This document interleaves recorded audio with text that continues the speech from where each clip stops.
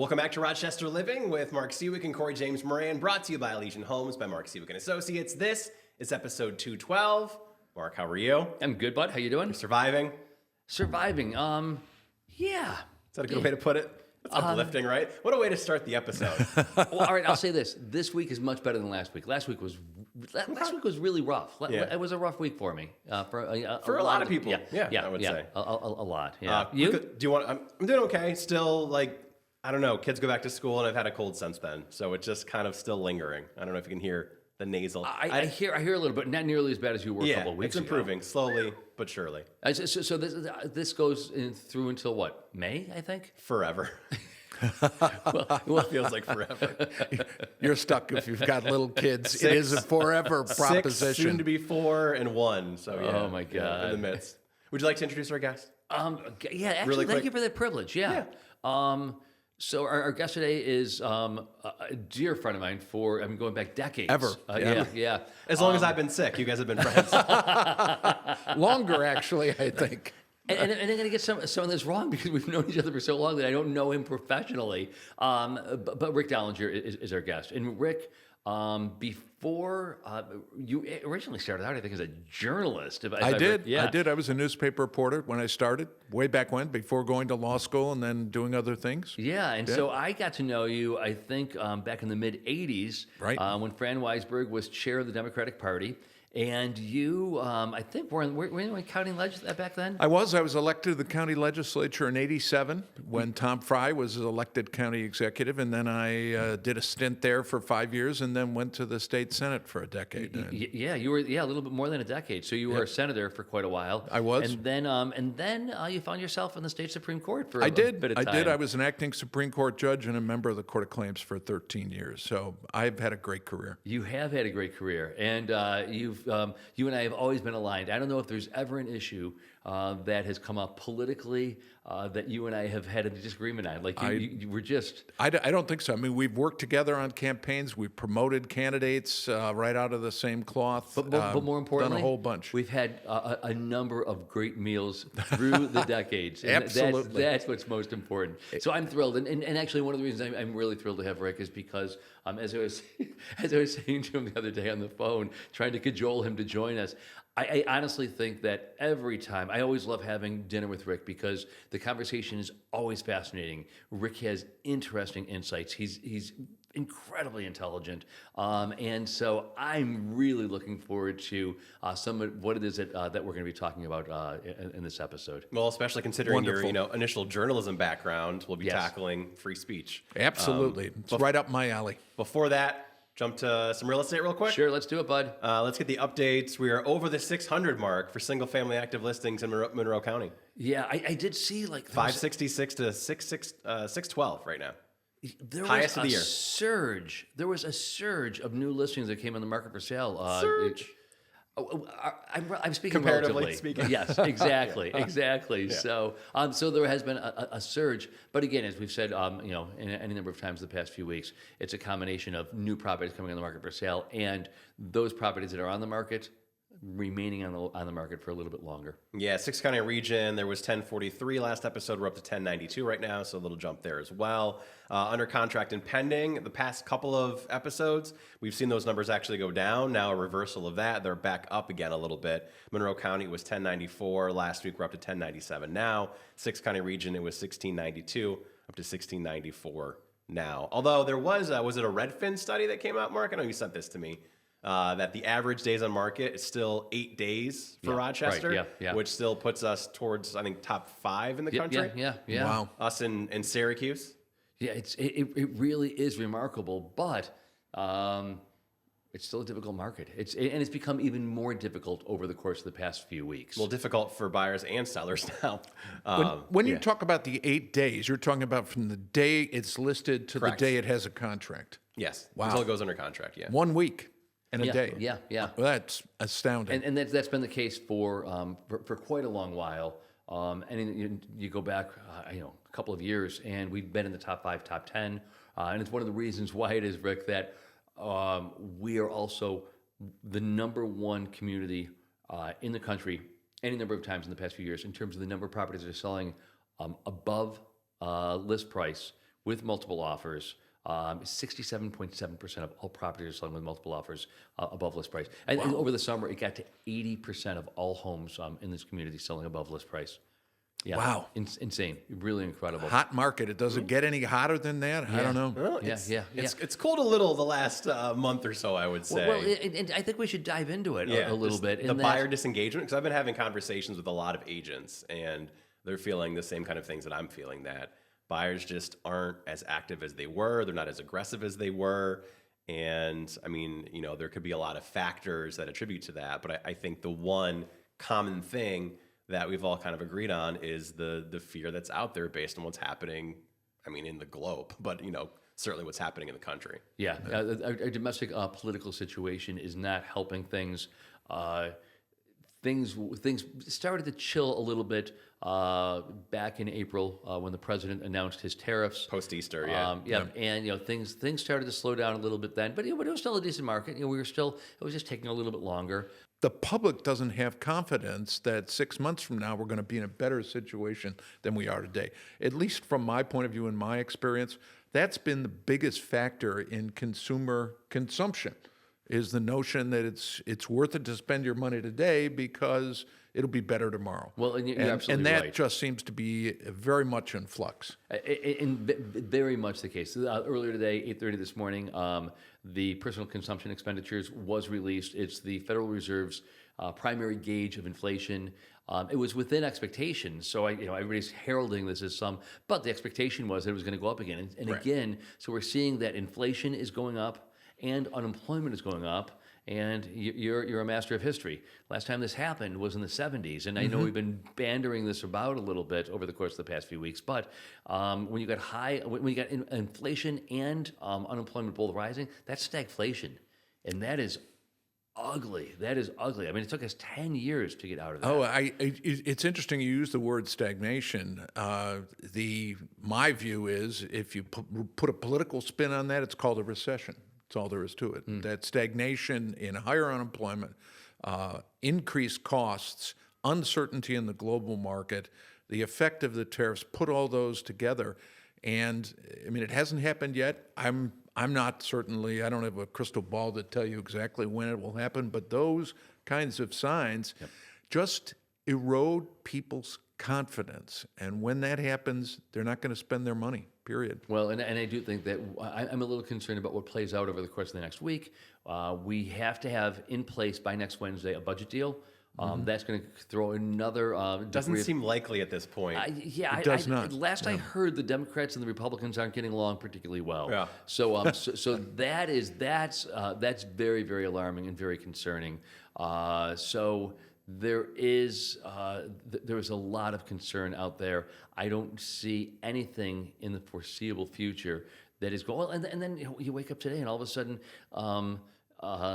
what is it? It's government policy being announced through social media. So the president took to Truth Social yesterday, and now there was 100%? It was 100, and then it was, I think, then it revised to 50? I can't remember. It's tough to keep up with these things. But yeah, Truth Social last night, the president says there's, I'm slapping now 100% tariff on any drugs that are being imported into the country. I'm really sorry, but if you're living in if you are an impoverished individual, and you're desperate for medication to remain healthy, and your insurance is not going to support. I mean, how do insurance companies even begin to react to this when this is supposed to be implemented immediately and it's being announced? Right. Not as a policy decision from the podium behind the. Go ahead. Only unless they're in the process of creating manufacturing, I believe, in the States. Am I correct on that? By October 1st, I guess this goes into effect. You need it is October 1st, but you need to have announced that you are going to be opening a drug manufacturing facility. I mean, I believe he said broken ground already, or in the process of construction. Dear Lord, This is the kind of uncertainty that people who have big wallets, big corporations, the people who have lots of money to spend, this is the kind of uncertainty that pushes them not to spend now until they know what the future is going to look like.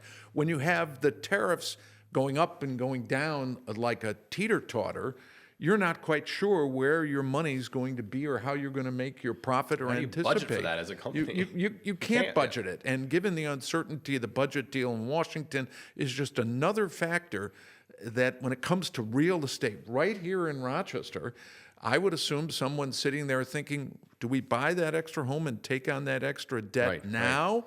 And they're going to say, well, let's wait and see what happens. That's what I think you have. The other side of that coin, though, is yes, that's the mentality of a lot of people. But if you look at it from the other side, there is opportunity. And I think from an investor standpoint, now is a pretty good time. Well, not just an investor, but we talk about this all the time. You purchased a house back in 2018, you and your new wife, and it was a 1,400 square foot house, and you've now got 3 kids. You haven't been able to purchase in many instances over the course of the past 5 years because there's been too much competition and interest rates have been too high. Now is the time. Interest rates have come down significantly, and there's less competition. So again, as we've discussed on this program, in blogs, newsletters, and in social media reels, now is the time. Behave. If you want to do the right thing, behave in a manner that is contrarian to that which is playing out in the market in general. You mentioned interest rates; they have gone up a little, but still, I mean, we're pretty low for the year at least. 6.38 right now is the latest, which is up from 6.13 the last episode, but that was prior to the Fed announcement. You know, I just want to add one thing. We've talked about uncertainty, and you're absolutely right, Corey. Uncertainty works both ways. It can create a buyer who's uncertain, and it can create a seller who's uncertain, who's willing to take an offer to tie it down. The uncertainty works both ways. The prudent investor, somebody who's looking for a multifamily, I haven't talked about the multifamily yet, but somebody who's looking to make that kind of investment can use the uncertainty to their advantage if they find the right buyer. So it's one of those pieces of your puzzle, buying and selling, that the uncertainty can work both ways. People just need to set aside their fear. Again, the savvy buyer, the savvy seller, they need to set aside their fear. They need to go ahead and investigate. Wait a second. Do you know what they need to do? They need to call Elysian Homes and talk to Mark Siwiec. That's what they need to you. do. Well, no, seriously, they need to talk to an expert, someone who knows the field. If you're a buyer and you're going to pay a big amount of money for your house, you want to know, is that a prudent investment? Is it the right time, right place? Is it the neighborhood? All of the factors that a real estate expert knows, that's what they need, is that little piece of advice to minimize the uncertainty of their investment. We're talking to you, Tim Dollinger. Called out directly. Yes, that's my son who's in that business. But I do think that that's where an expert, from my point of view, both as a lawyer, a judge, and all the things that I've done, you use experts to minimize the uncertainty in those kinds of big decisions. You guys are in that business. You guys have been in it. Mark's at the top of that profession. That's what people need to do. Well, just a quick thought on the multifamily too. I think there's more opportunity now for investors because we have seen more of a trend of people buying these to actually live in them and kind of house hack is the term. With the buyer uncertainty that's out there, I think there's more of those types of people that might be a little less gung-ho about moving forward than an actual investor, so maybe a little less competition. Well, and I found it really interesting also that, again, back to this notion of fear, the number of property owners and real estate investors who have been calling over the course of the past 3-4 months, wanting suddenly now to divest themselves of some of their portfolio, if not all of their portfolio. We've had quite a bit of activity, quite a bit more than we have in years past. And I do think that in certain instances, this is definitely tied to, again, this notion of fear, concern, and uncertainty. So as we said earlier, it affects both buyers and sellers, and that's where you need an expert to help you balance those two factors. Exactly. It's the way it works. All right, ready to jump to our main topic? Let's dive in. Of course, everyone knows about the past week or so, Jimmy Kimmel going on the air with his monologue, making fun of the president, references Charlie Kirk's assassination. There's all this backlash. The FCC chair, Brendan Carr, goes on a podcast and, I mean, more or less threatens ABC and Disney, right? Can we say that was a threat? That legally, is that a threat? It was a threat. Okay, pretty plainly. Yeah. Obviously, ABC and Disney pull Jimmy Kimmel off the air, and there was some confusion at that point. Was he fired? Is it a suspension? What's really happening? Clearly, the president was convinced it was a firing, and then he comes back, and now this gigantic debate has erupted over free speech and the thought of being able to say what you want, and then the other side of that is, but you can't without some consequences sometimes, and it's hairy. It's very, very hairy. So we got to dig through this. So let's start off. What were your thoughts as you were watching this play out in real time? Well, it's very interesting. The number one thing to establish right at the start is that the First Amendment guarantee of free speech simply restricts the government's ability to restrict or punish your speech. You can't, we'll talk, I'm sure, about some of these school officials and police officers who made comments about the Charlie Kirk assassination, and they've been disciplined or punished by their employer. Well, those employers, school districts and police departments, they're the government, and you cannot impose a penalty on people for the exercise of free speech. There are certain kinds of speech which are you can punish: hate speech, libelous speech, which is usually done through civil actions instead of criminal actions. But the important thing to realize is that the First Amendment is a restriction on government free speech. The best example that I always use, Corey, and I'm going to use it because you'll use it with your children, which is when you say to your child, you cannot say that in this household and you're going to go to your room and be punished. My children, who had a lawyer for a father, would say, Dad, I have a First Amendment right of free speech. You can't punish me. You can't put me up in my room. And I would always look at them and say, I'm not the government. I run this household with your mother, but I'm not the government. It's a dictatorship. That's right. Free speech doesn't apply because I'm not the government. It only protects you from the government punishing you. Go to your room. And fortunately, my wife would back me in those decisions. I'm never quite sure I had the authority myself, but Marilyn backed me. The point of all this is when you get to the issue of Jimmy Kimmel and Jimmy Kimmel's employment by ABC, and the question you ask is, can ABC restrict Jimmy Kimmel's First Amendment right?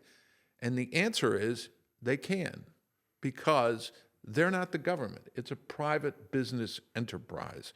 Could I ask a question? Can they? Because we haven't seen the contract. So what is the contract that exists between Jimmy Kimmel and ABC? Yeah. Well, and that's a contract issue. They could work it out that they could restrict his free speech rights under contract, and therefore they could sue him. They could terminate him for breach of contract. I don't know what his contract says. I would tell you this. Having watched Jimmy Kimmel through the years and other comedians, including Colbert and others, I can't detect any limitation on their free speech rights. Exactly. They have mocked Democratic presidents, Republican presidents, cabinet officials, public officials across the board. And I would assume that when the ratings come out, it shows that that's something people want to hear and want to tune into. They're going to encourage that. But in the case of Kimmel, irrespective of what he said, and I've only read the transcript of what he said. I didn't actually see the performance in what he said.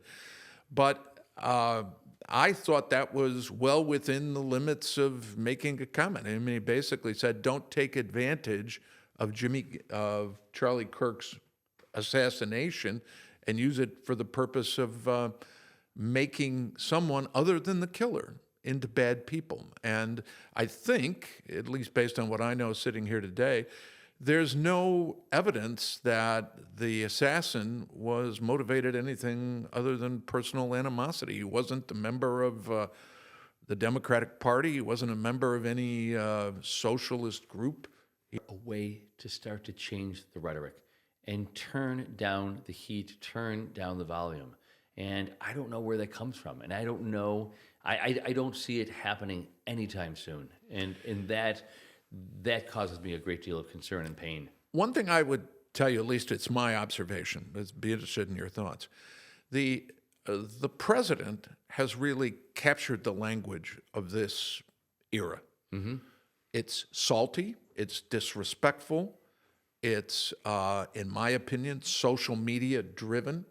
The kinds of words, Mark, when you and I were kids, that your mother would wash your mouth out with soap for saying, have now become a part of the political discourse. Sure. It's everywhere. Sure. And so what's happened is the forces behind the president have used this language to drive a bond with other generations in America that this is all acceptable behavior, that we can scream and yell vulgarities at each other without any consequence. And I think that the question becomes, how do we tone it down? I don't know.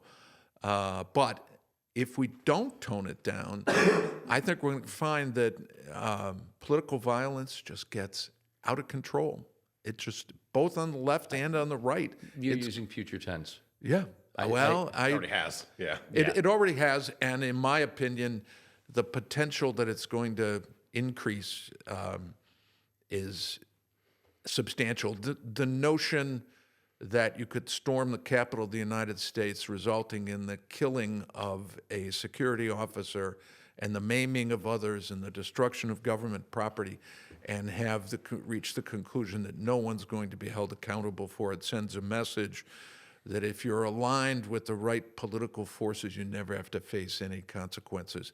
That, in my opinion, is so un-American and so contrary to the notion in which our country is built that it's just shameful. Completely. I mean, so many norms have been just thrown out the window over the course of the past. There was a point in time when we turned to our elected officials to actually, I'm thinking of Robert Kennedy for whatever reason right now.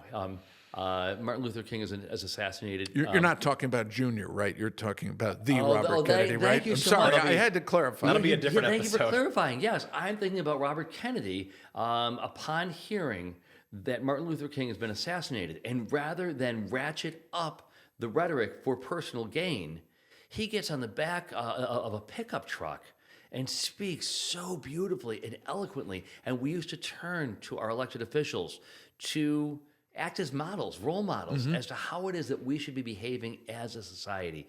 And we've lost it. Actually, I've got to ask a question of you. We both know Chuck Schumer. Where is he? Has anybody seen Chuck Schumer? No, I know Chuck, and Chuck, I have voted for him a number of times. I've campaigned with him. I've helped raise money for him. But the whole issue of how the Democrats respond, I have not seen enough of a response at this point. Yeah. I Where's the think, leadership? or leadership, and part of the problem is the Democratic Party, from my point of view, cannot simply walk out and say we're anti-Trump. We have to have a message, a better message. We have to have a better message. Yeah.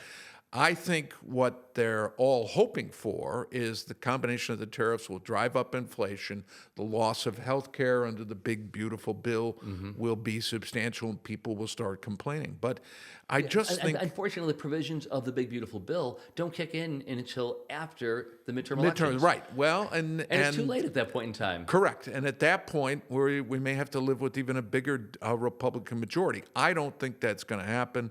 I think that the combination of the president's behavior and the threats posed by the big, beautiful bill are going to be enough to sway the country to vote Democratic and elect that's terrific. a House majority. I hope you're right. I just hope that those votes...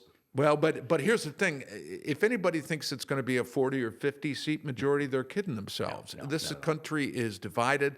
The reapportionment issues, which are very much on the table, Texas, California, other places, the consequence of that is that at best it will be a slim Democratic majority, and then the question becomes, can you hold the majority together in the face of the president's threats? I don't know. I've got a question. It's important to have the message to put out there, but I think it might be even more important of who is delivering that message from the side of the Democrats. Who's the head right now? Who is the person that's going to be able to pull that off? Because it doesn't seem like anyone's stepping up. There's only one person I think who has had any real ability to break through some of the buzz, and that's Gavin Newsom.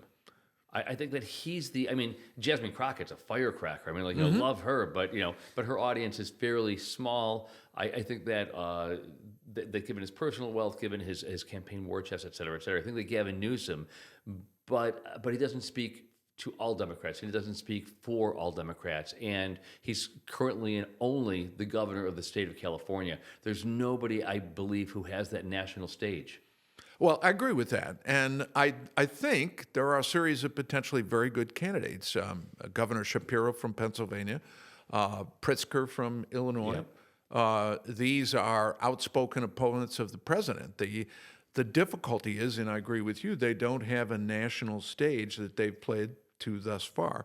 The other thing is, I think if you look at Newsom's most recent declarations on a whole bunch of issues, he seems to be trying to move into the center to see if he can be the centrist kind of candidate. The case with anybody who's right, because if you're going to win the next presidential election, you can't just run as the anti-Trump. You have to have a middle states election campaign that can win.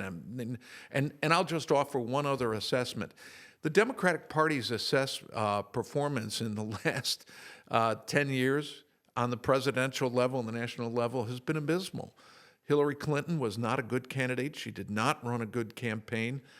She let Trump steal that election. Joe Biden wins by a whisker. Trump says prevent the steal. He's the guy who was trying to steal the 2020 election, and we didn't stand up and accuse him of stealing it. And then the whole Biden failure to recognize his difficulties in handing the nomination to Kamala Harris, I think, was a travesty. Joe Biden should have come to that conclusion a year and a half earlier and let the primaries work out who the best Democratic candidate would be. And I believe that the candidate that came out of the primaries would have been more of a centrist and would have beaten Trump in the election. I'll ask Mark my favorite question in the 2024 election. Based on your political skill, if you were a Republican running for president, where would you want your Democratic opponent to come from? What's the one place in America most symbolized by the faults of the Democratic Party and the difficulty to deal with a whole host of urban and other We get issues? two options, New York City or San Francisco.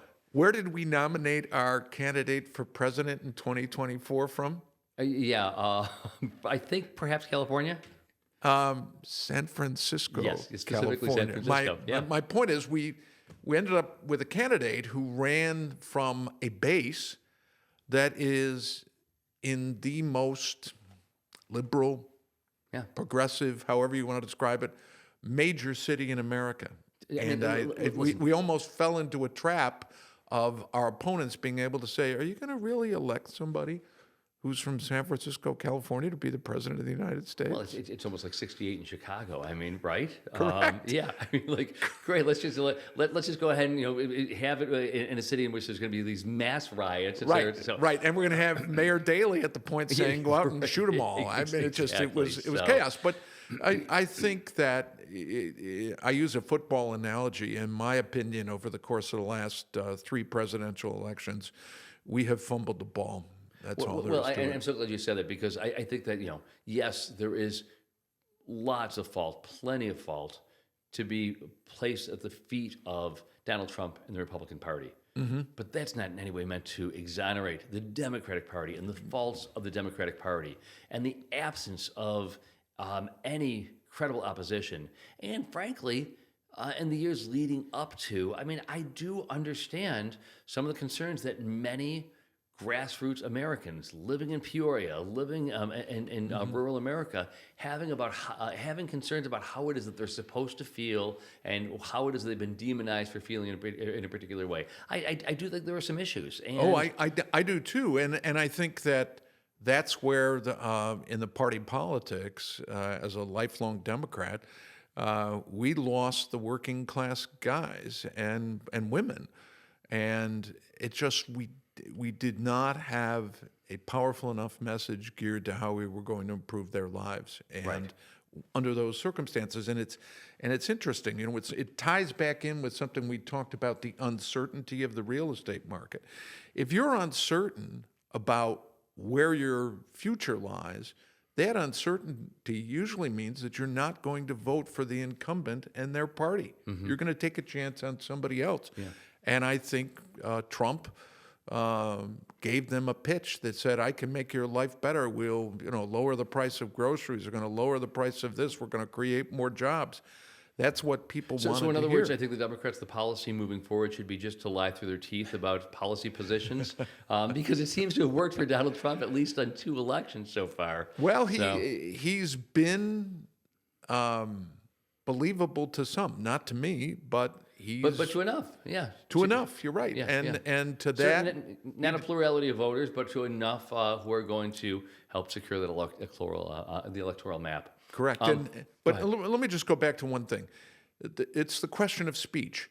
When the speech from the president is so coarse, when he sits in the United Nations and says to everybody, we're a great nation, you're all going to hell, I wonder how we change the language that's used in politics in America today. Do we get back to values-based language? I thought it was fascinating. Charlie Kirk's widow says it should be more about love and less about hate. And then Donald Trump stands up and says, no, hate's a good thing. I hate my enemies and I'm going to continue to hate them.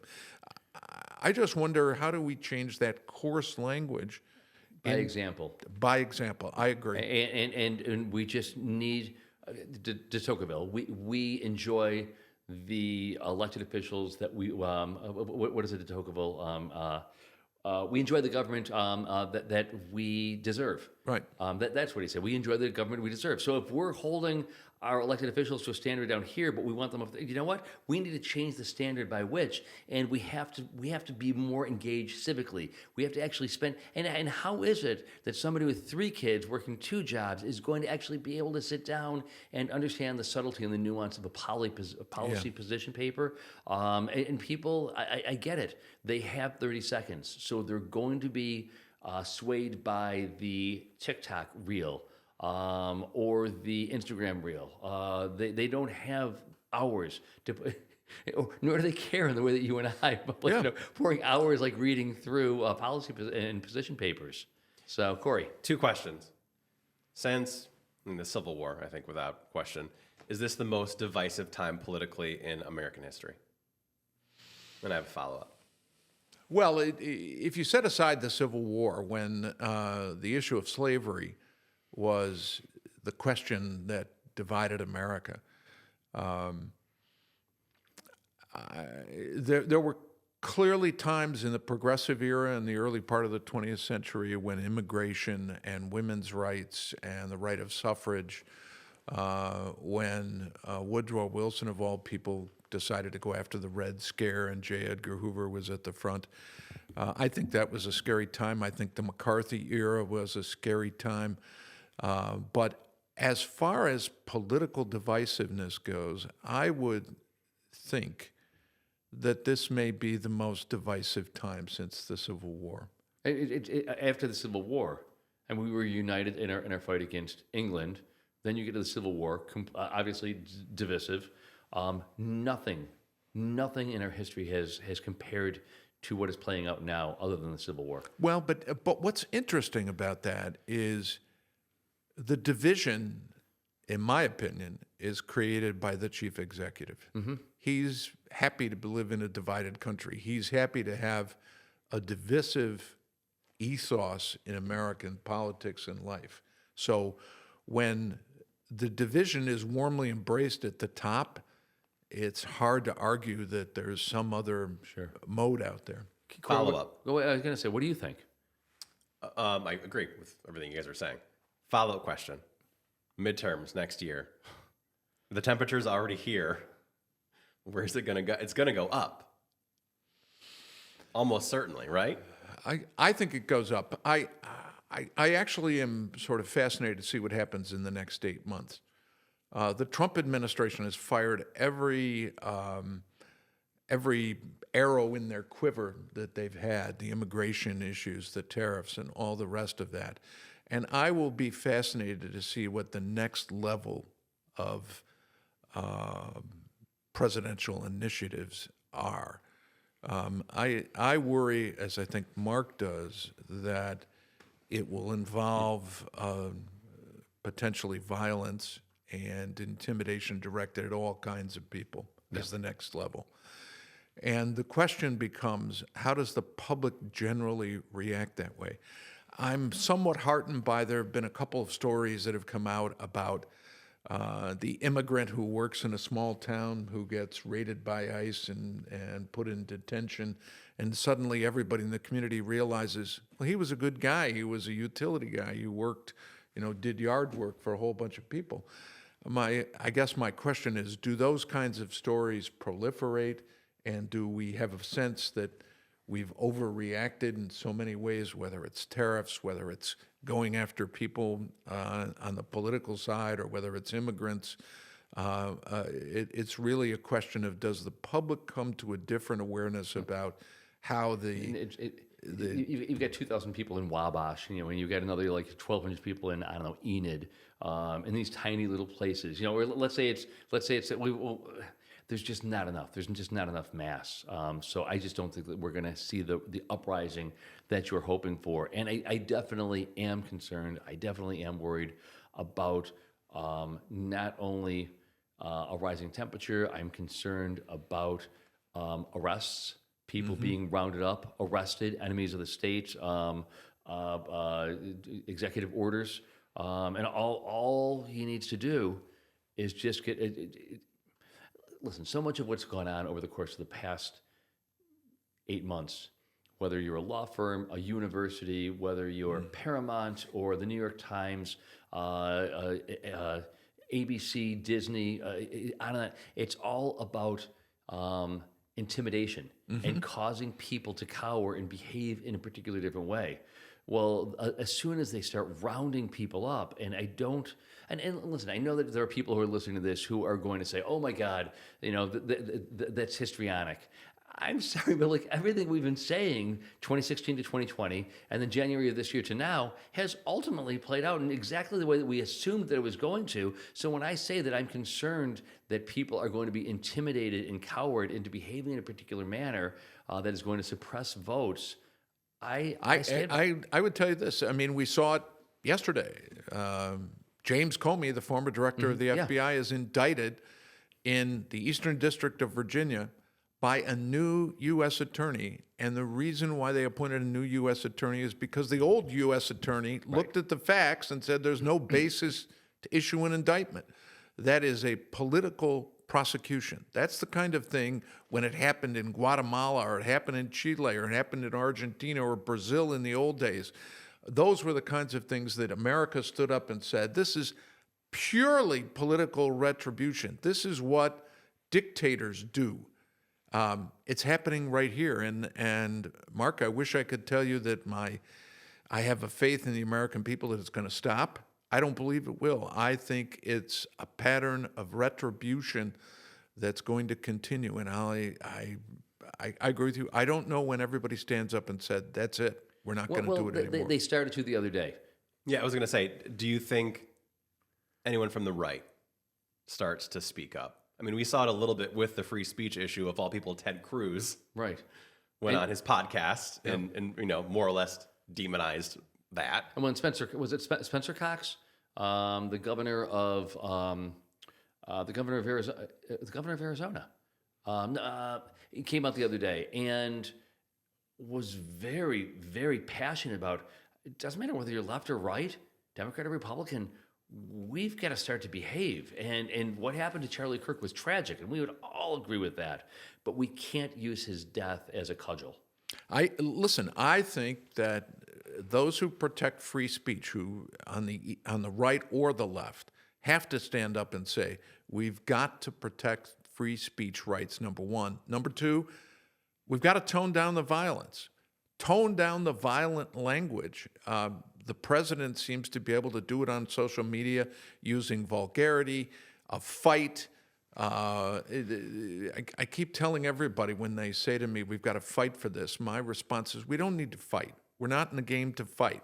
What we need to do is convince people to change their mind, which means we use language, we use argument, we use persuasion to show that we have a better argument, a better idea.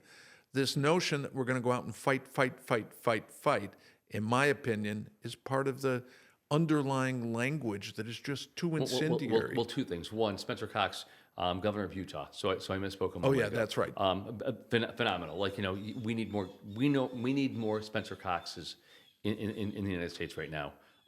Two, the fight that you just referenced. We can't go out and fight. I say that there is some form of fight. I think protest. Peaceful, I agree with peaceful protest. Absolutely. But Corey, a few moments ago, you asked the question as to whether or not people are going to start to rise up and speak out in a manner. I think it happened the other day when Disney, after 6 days of having canceled Jimmy Kimmel, suddenly is forced to reinstate him and put him back on the air because the uprising and the financial loss was so enormous when people are canceling their trips to Disneyland, to Disney World, their cruises, when they're canceling their subscriptions to Disney and Hulu. That is a form of fighting that I think, and perhaps, as I've said to a few people, perhaps this is a means by which the Democrats are finally, let me not even say Democrats, anybody who is genuinely concerned about the direction that this country is headed. If people are concerned about the infringement of free speech, then perhaps this is the means by which people are starting to find their voice, and that they're starting to rise up and say, you know what? I don't have a gun. I don't own a gun, but I've got a pocketbook. And I am not going to take my dollars and allow Bob Iger to go ahead and take Jimmy Kimmel off the air, because that just leads to another form of suppression. And what immediately comes to mind when you mention that, of course, is the bus boycott in the South when Selma, Alabama. I mean, that's the ways the civil rights movement got started, by hitting the municipal transportation company in the pocketbook by saying we're not going to pay to ride on buses that are segregated. And that's how it started. Women, all of them just like leaving their house 45 minutes an hour and 15 minutes an hour and a half early to walk to work. And these are people who are already working very, very, very hard. Correct. But they came to an understanding that if they wanted to be respected, if they wanted to have a better life for themselves and their progeny, that's the kind of protest that you need. Corey? I was going to bring this up a little bit later, but I'll bring it up now. I don't know if you followed this. Representative Joe Morelli. Who? Yeah, you know him. Joe Morelli.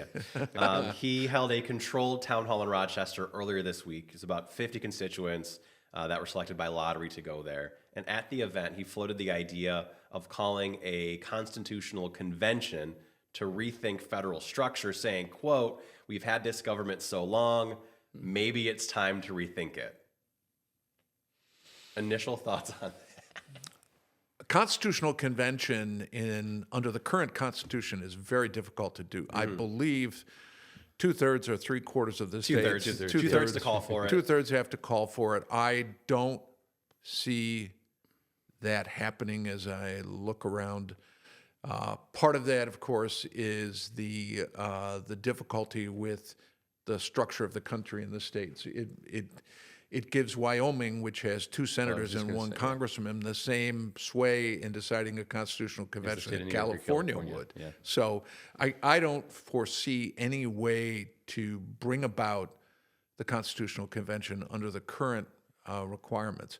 I do think that, and again, the difficulty is a constitutional amendment needs 3/4 of the states to be enacted. That, in my opinion, is an even more difficult struggle. I just don't see it. What is it that people are going to be voting on? I mean, yes, we're going to have a constitutional convention. I just think perhaps, and I hate to say this because I think it just creates more controversy and more animosity and more hatred. And we both love Joe. I mean, you started you're very close with Joe. Very close to Joe, and I think he's searching for an idea. The problem is the practical hurdles to get over to have a constitutional convention are monumental. And the other problem, of course, is I'm not sure how the delegations to the Constitutional Convention are formulated, but in my opinion, there's a significant risk that if you had one, if you finally got the gumption to get it all together, it wouldn't be dominated by people who are looking to change government for the better, but changing it for the worse. True, And yeah. so you don't have the ability to structure what it will finally do. And I think that's a real concern.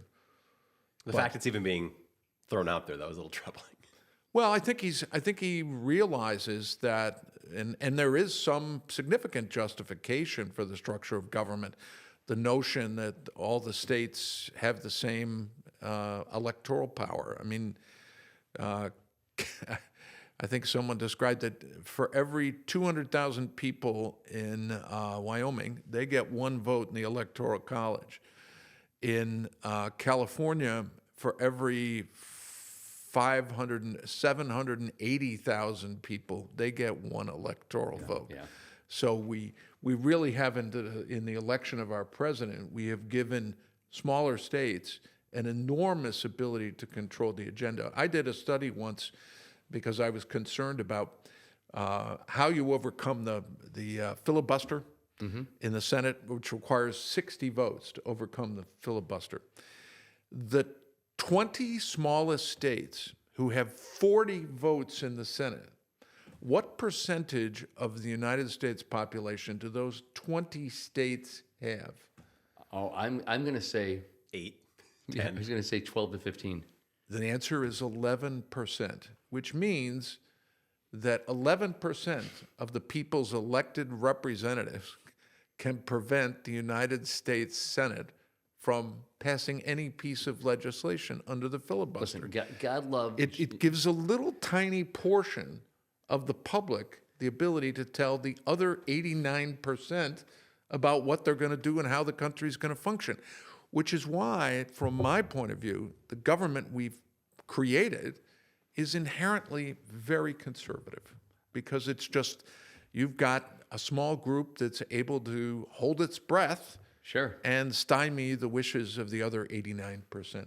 Well, listen, I mean, we can all celebrate the success of James Madison and Company, that this great experiment has lasted for 250 years. That's remarkable. But to Joe Morelli, and again, it's nice to see somebody throwing something out there. And, hats off to Joe Morelli. I don't think it's the right solution, but at least he's throwing something out there. And, I think we would probably all agree that the U.S. Constitution does need a bit of a refresh. Well, and the other way to do it, of course, is do it with partial amendments. You don't have to, you could actually pass an amendment and have that considered, offer that to the states.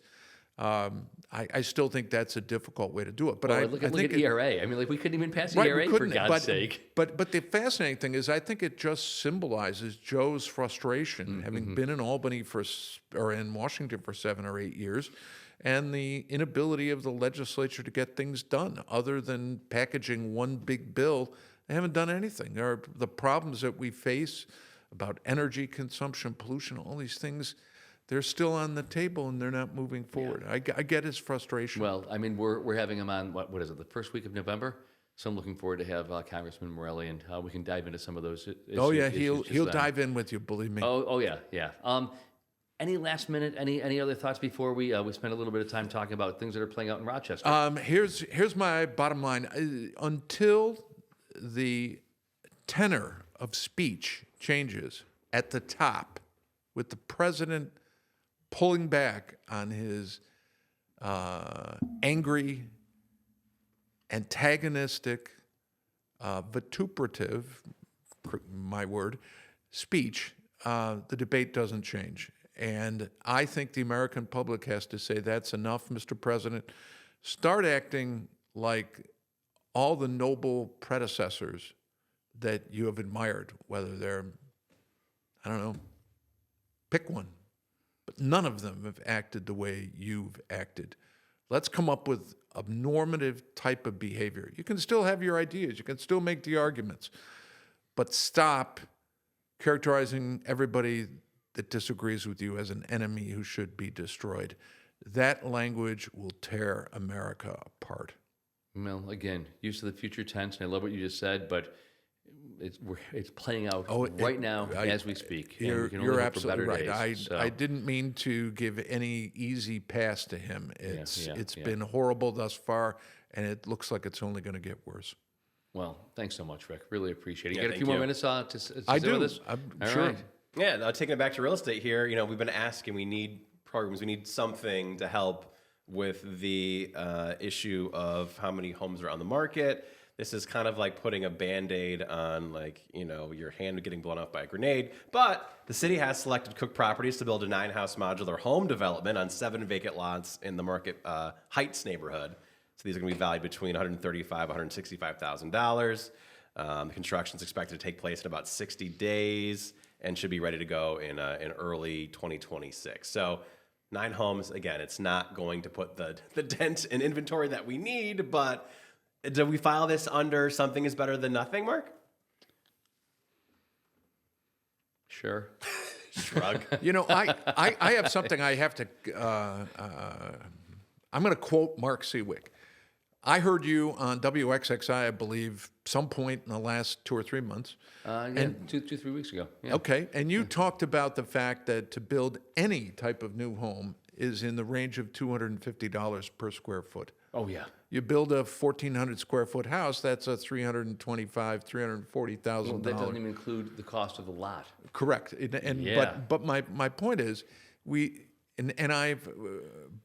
your remarks triggered in me the notion of how do we attack the housing crisis if that's the cost? Because I assume that that's the cost of new construction, and the sale cost isn't far off that, right? When you're selling a 1,400 square foot house, you're not going to price it at $300 a square foot. You're going to price it up in that range of maybe not $250 for new construction, but the number is going to be high enough so that a 1,400 square foot house on the market is going to cost virtually anywhere $275,000 to $280,000. Yeah. And my point is, it becomes enormously difficult to increase the housing market if you're building housing that upper middle class people alone can afford.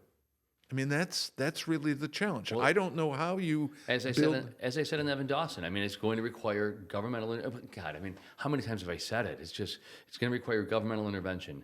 It's going to require at the federal level tax breaks, federal tax breaks for builders who are willing to build things. It's got to come out of Albany. It's got to come out of Monroe County and the county executive's office. And then we need organizations like ESL who are sitting there, buckets of money to just realize, you know what? Let's go ahead and let's try and create a path so that there's generational wealth that's being created as a result of an impoverished family being able to purchase their very first home.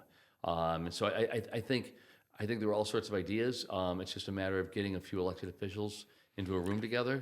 I think it'll be fascinating, Mark. The thing that I'm looking forward to see play out on the housing issue is the gentleman who's going to be elected the next mayor of the city of New York has promised to build, I believe, 50,000 new housing units in the city of New York. Is there any less expensive place in the world to build housing? I mean, New York City is the most expensive place to build housing. If you're going to build even apartments in New York City, you're probably looking at $250,000 to $350,000 per apartment unit.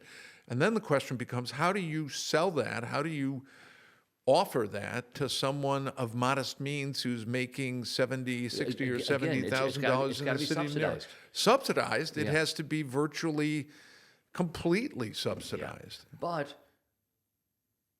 what an audacious goal. I mean, whether you like him or not, it's audacious, and he's willing to do something. And there are so few elected officials who are willing to step up to the plate and tackle this issue because, as I said in Evan Dawson, so much of what we've been talking about here derives from frustration that many Americans are feeling about their plight. And in part, that's tied to their economic viability. And if we can just start to build more homes that some of these people are able to move into, and relieve some of the financial pressure, and give them hope for a better tomorrow, this is, I think, a huge part of all It this. is a huge factor. I need to ask you about one other factor, though, that at least in my layman's view may affect the housing market.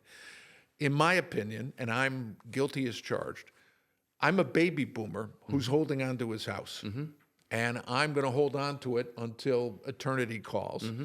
And I just wonder, are baby boomers who were so many of us, are we holding on our homes too long and therefore cutting down access 100%. of others to the market? Yes, 100%. Yeah, and to a degree, I understand it, because you're looking at, I have this house that's now paid off. Right. Why am I going to downsize to a condo and pay this much?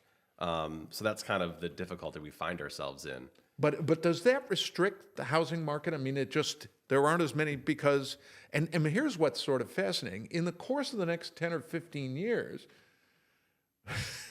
eternity's going to call us all. And those houses could all of a sudden start being available on the market. And it made the... Well, yes, which is fantastic, but so will the needs of those who are rising through the ranks and suddenly need. So if there are X number of people who need a house today, it's going to be X plus with the passing of time. Or the amount of houses that are going to stay within the family. Yeah. If you're a first-time home buyer that can't get one, well, guess what? Now your parents' house is your house. I think we're going to see a lot of that as well, unfortunately. Well, I think you'll see that as one of the spouses dies too, where, mom is still in the house, and the question is, my son and my daughter and their family doesn't have a house. Let them move into the house, and we'll kind of make it a joint family affair. But I wonder, how do we increase the inventory here in Monroe Well, County? I just want to go back to the question you posed, which is, are you staying in your house too long? Well, no. I mean, it's your house. You bought it, you paid for it, you worked so long. So I don't think that you or anybody else needs to be demonized for staying in the house that you've paid for and the taxes that you're paying. Instead, let's go back to the root cause, and there just aren't enough homes being built. And again, anytime any number of elected officials that I've already spoken to want to sit down with me and talk about how it is that they can be a hero here in Monroe County, the solution is so obvious, and there is so much benefit. The tax coffers and the benefits to our tax coffers, and the pride and joy and the better quality of life that individuals are suddenly living in their very own residence. I mean, they're just the neighborhoods that will become strengthened as a result of owner occupant. I mean, all right, you've just given me what may be the final question. You're the county executive, Mark Siwiec. How many houses do we need, new homes do we have to build in Monroe 20,000. County? How many? 20,000 Over what period of time? Next 4 years? in the next 12 months. In the next 12 months. I received a phone call from a mutual acquaintance of ours out of Buffalo, Anthony. Anthony called, and he's sitting on. He's got friends who have pots of money looking for real estate opportunities.